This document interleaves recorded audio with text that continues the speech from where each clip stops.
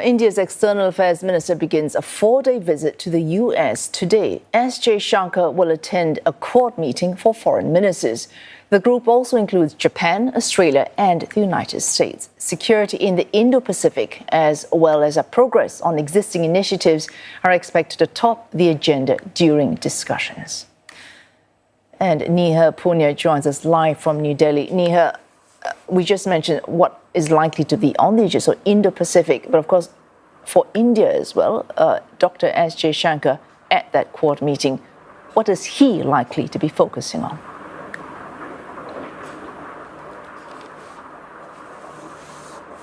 As far as the Quad summit is concerned, it's gained significance in the last few years because increasingly the US has leaned on India as a counterweight to China in the Indo-Pacific region. And that's been the bedrock of strategic ties between India and the US, cementing and becoming stronger, especially in the Biden years. But given the sort of focus that we've seen, with the Trump administration on the issues of tariff and trade, it's quite likely that that will be front and center when Dr. S Jaishankar sits down with Marco Rubio.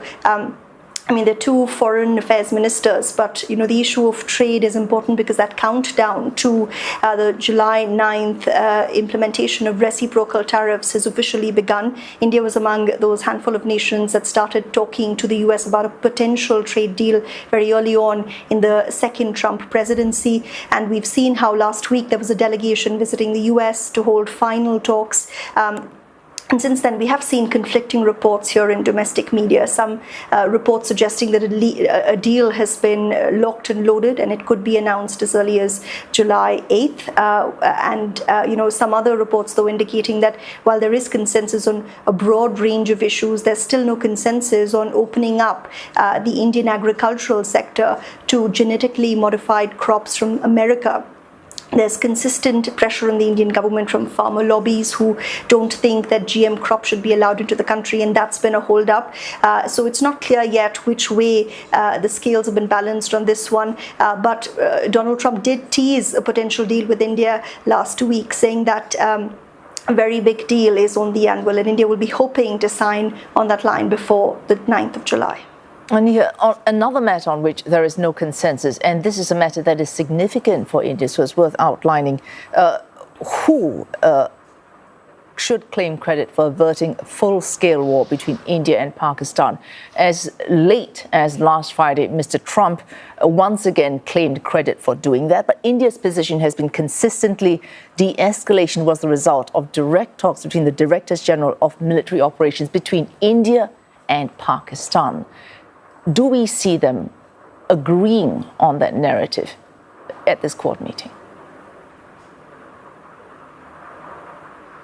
Seems highly unlikely. Yeah, it seems highly unlikely, Vesu, because we've seen how President Trump has repeatedly said this, and he said this despite New Delhi countering him publicly. We've had the Indian Foreign Ministry say this, we've had the Indian Foreign Minister say it, and as early as this month, you also had the Indian Prime Minister reportedly tell Donald Trump directly on a telephone conversation between the two leaders following the G7 summit that there was no role played by any third country, and that any discussion between the Indian and the American government did not mention either, the trade issue, which Donald Trump says was used as a bargaining chip to get New Delhi and Islamabad to put down their arms.